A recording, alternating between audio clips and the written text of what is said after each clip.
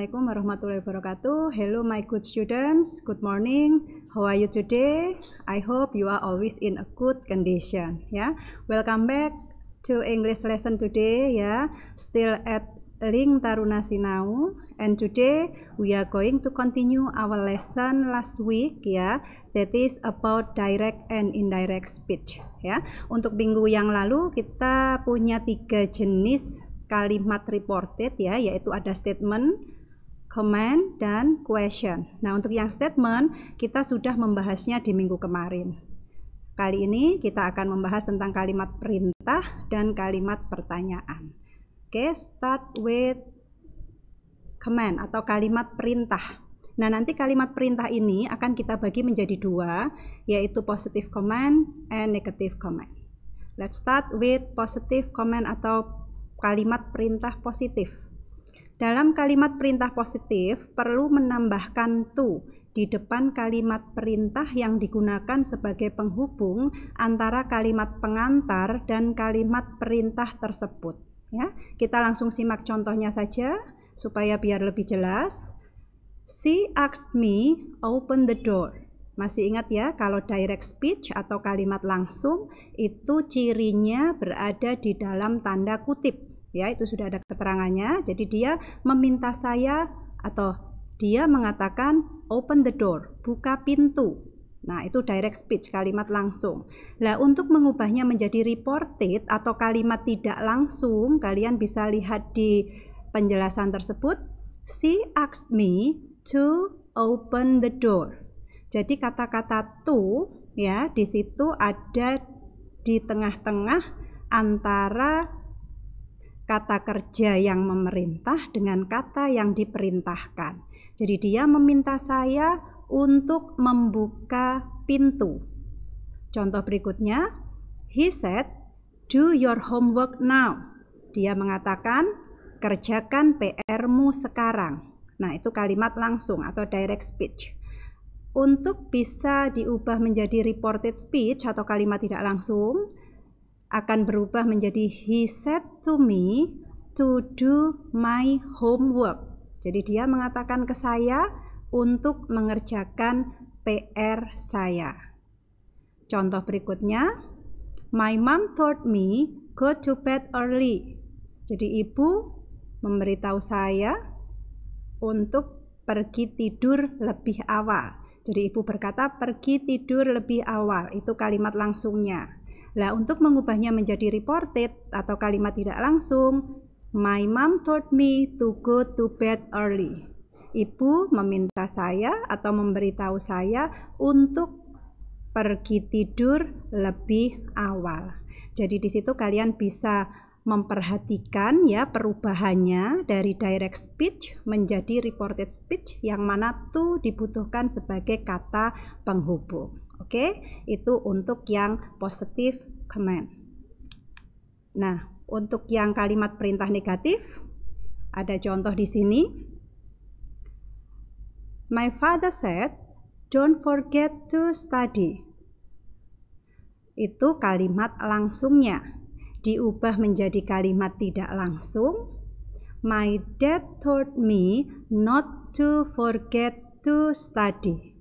Nah, perubahan dari kalimat langsung dan tidak langsung kalian bisa mencermati di slide tersebut. Kalau kalimatnya larangan nanti untuk kata hubungnya itu don't akan berubah menjadi not to. Nah, misalkan si ayah mengatakan jangan lupa untuk belajar. Itu kalimat langsung.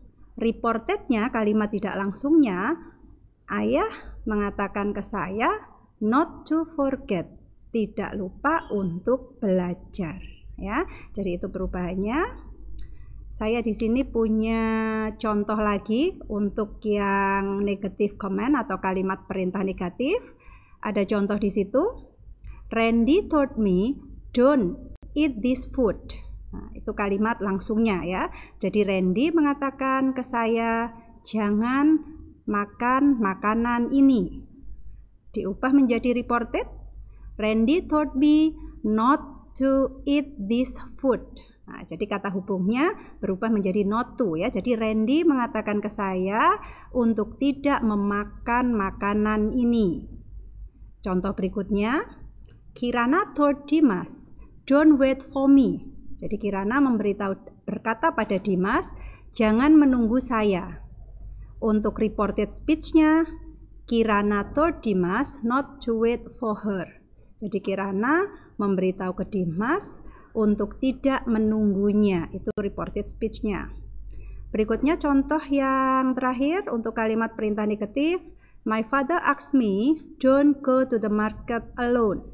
Jadi ayah berkata ke saya atau meminta ke saya, jangan pergi ke market sendirian.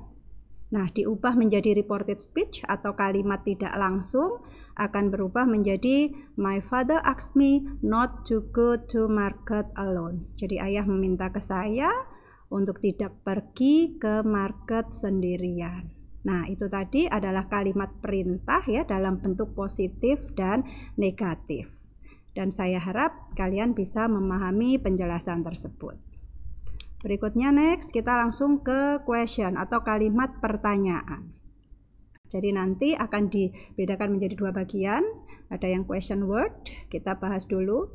Apabila pertanyaan langsung tersebut menggunakan kata tanya 5W1H, jadi pertanyaannya menggunakan what, when, where, why, who, and how, maka kata-kata tersebut bisa juga dipakai sebagai penghubung di dalam reported speech. Kita langsung ke contohnya saja. Perhatikan di situ, that man asked me, where do you live? Itu kalimat langsung ya. Jadi laki-laki itu bertanya ke saya, di mana kamu tinggal? Masih ingat ya, untuk tenses yang digunakan di sini, where do you live? Kita menggunakan present tense. Nah, untuk berubah menjadi reported speech, kalian perhatikan di situ, that man asked me where I lived. Karena di atas itu sudah dijelaskan, 5W tersebut bisa juga dipakai sebagai penghubung. Ya, jadi bisa berubah the man asked me where. Lah itu kata penghubungnya ya, where I lived. Jelas sudah akan berubah yang semula present berubah menjadi past tense. Berikutnya Jasmine asked me, when did you get back from Japan? Itu direct speech. Berikutnya untuk reported speech-nya, Jasmine asked me when I had got back from Japan. Kalian bisa perhatikan when did. Nah, itu jelas tensesnya adalah past tense. Kalau tensesnya past tense, untuk reported speech-nya akan berubah menjadi past perfect. Ya, kata tanyanya ditulis ulang di situ di kalimat reported, when ditulis kembali sebagai conjunction atau kata hubung. Sementara past perfect-nya berubah menjadi I had got, verb 3 dari bentuk get. Ya, ini untuk yang question word. Berikutnya yang yes no question. Ada contoh di situ. Misalkan the boy asks ya, do you speak English? Terus si perempuan itu ya menjawab, he asked me if I spoke English. Jadi si laki-laki itu bertanya, apakah kamu berbicara bahasa Inggris? Nah, ini kalimat tanya ya yang membutuhkan yes no answer. Terus si perempuan membuat kalimat reportednya ya akan berubah menjadi he asked me, dia bertanya ke saya if I spoke English, apakah saya berbicara bahasa Inggris. Tetap yang semula bentuknya present speak akan berubah menjadi bentuk past yaitu spoke. Berikutnya contoh selanjutnya, he asked her ya, jadi itu ada laki-laki bertanya ke perempuan tersebut, can you help me carry my groceries? Itu kalimat langsung akan berubah menjadi reported speech seperti ini ya, he asked me if I could help him. Jadi dia bertanya ke saya if, apakah saya bisa membantunya. Jadi semula can yang berbentuk present berubah menjadi could ya dalam bentuk past. Nah, ini adalah penjelasan untuk yang yes or no question. Nah, saya harapkan dari dua penjelasan tadi, yaitu dari kalimat perintah dan kalimat tanya, kalian lebih bisa memahami untuk mengubah kalimat langsung menjadi kalimat tidak langsung. Nah, yang terakhir di sini ada exercise, ada latihan seperti biasa. Kalian diminta untuk change the following sentences into reported speech. Jadi silakan ini nanti diubah menjadi kalimat tidak langsung, ya. Contoh-contohnya itu sudah ada ya, dan kalian nanti tinggal melihat ini menggunakan yang bentuk kalimat perintah atau menggunakan kalimat yang berbentuk kalimat pertanyaan. Oke ya, jangan lupa nanti tugasnya segera dikerjakan dan dikirim ke Taruna Sinauling. Okay, I think that's all for today. Yeah, thank you for your attention. We will see you again in the next meeting. Wassalamualaikum warahmatullahi wabarakatuh.